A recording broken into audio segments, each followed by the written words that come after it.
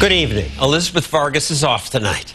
Now, I'm going to stick my neck out with some unpopular ideas about how government spends your money.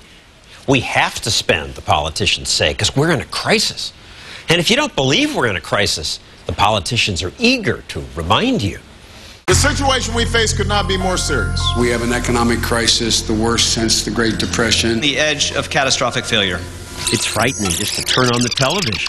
Crises, financial crisis, credit crisis, home mortgage crisis. Escalating crisis. Crisis intensified. Housing crisis. Housing crisis. Economic crisis. Unprecedented crisis. Crisis. Crisis. Crisis. Crisis. Crisis. Crisis. Crisis. Okay, I get it. It's bad. The stock market's down and unemployment is past 8%. But what should a country do about that? The political class says, we know. We need to act boldly. And we need to act aggressively and quickly. We need a stimulus fast, and we need it big. And so stimulus we've got, and bailouts and rescues, adding up to billions, trillions of your dollars. It's about $16,000 per worker. It's like government saying we have to take all this money from each of you and give it to cities so they'll build new roads, and here's some for hiking trails and art centers, and banks, big banks, small banks, Fannie and Freddie, AIG, you need some too. Here, take it. This will stimulate the economy. This is a jolt to the economy. Stimulus. This is exciting. Some are so excited they can't get the numbers right. 500 million people will lose their jobs each month until we have an economic package. No, 500,000. What did I say, million? Yes, 500. That would really be a recession. Thank you for correcting me. Yes. Yet 4 days later, here she goes again. 500 million Americans lose their jobs. But if politicians are confused, don't worry, they say.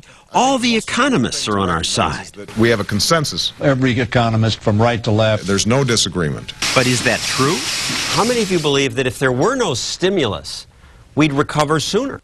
These economists are among more than 300, including 3 Nobel Prize winners, who signed this petition saying, we do not believe that more government spending will help. It's just absurd. If you look at the price tag, it's enormous. The government should, instead of increasing spending, it should cut spending. Americans will live to rue the day that we have these policies in place. It may surprise you that so many oppose the bailout, since we've repeatedly heard. There's no disagreement that we need action. But there's lots of disagreement. How is it that government is going to be able to spend a dollar in such a way that it generates a dollar or more in value? When they spend the dollar, it gets used by many people. It creates more wealth. A more likely possibility is that a dollar that government takes out of the private sector is a dollar the private sector doesn't have to spend anymore. I wanted to ask the bailout's big boosters about the economist's doubts, but they wouldn't agree to an interview. How can I reach them to ask my questions? Questions like, if too much debt got us into this mess, why is more spending good? Don't these questions deserve answers? Where are you going to get all this money? Eventually, 2 members of the leadership did agree to talk. Majority Leader Steny Hoyer and the Finance Committee's Maxine Waters. We have to do this? Absolutely.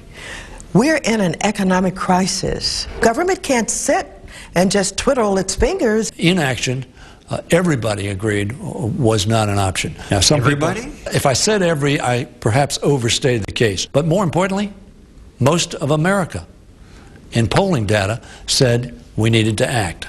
But that doesn't mean they're right.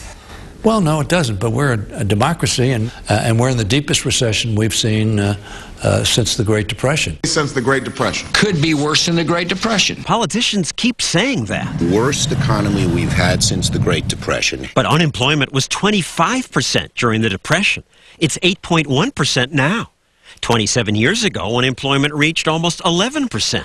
Yet few people even remember that. Markets go through corrections all the time. But this one is worse, I'm told. It's going to be like the Depression. But markets need to go through this correction. It's a reason this group opposes the bailouts. For a market to recover, they say, it must discover its true bottom. So don't bail out failing companies. Let them fail.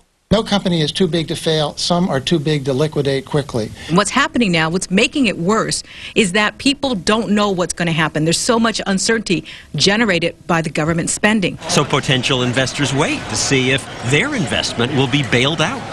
The investors on the sidelines. A lot of investors are simply sitting on the sidelines right now. Of course they are.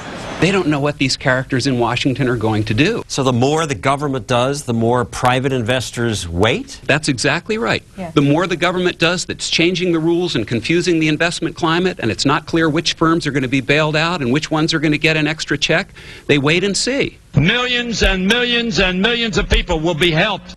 The bubble was caused by too much debt. No doubt about it. So the answer is more debt? Most economists believe that's the case. Don't bubbles have to pop? It seems like you're blowing more air into the bubble. John. It doesn't have to find a floor so it can grow on its own? Well, sure. But that doesn't mean that you just have to wring your hands and say you're on your own. Have you watched the stock market? Yes, actually. And I've noticed that most every announcement of government action Our plan will help restart the flow of credit. makes investors run away. The Dow plunges as Wall Street slams today's bank announcement. And huge government spending can create inflation. When you print many more of these, each one becomes worth much less. In the 1920s, Germany had so much inflation, people burned money to stay warm. We will look like 1920s Germany, where you had to take a bushel basket full of money to the store in order to buy a loaf of bread. This represents a huge burden on future generations that we can't fix except by printing more money, and that's where we're headed. What's this going to be worth when you guys are printing billions more? It's not going to be worth as much as it was. So all this spending, is this going to work? I hope so.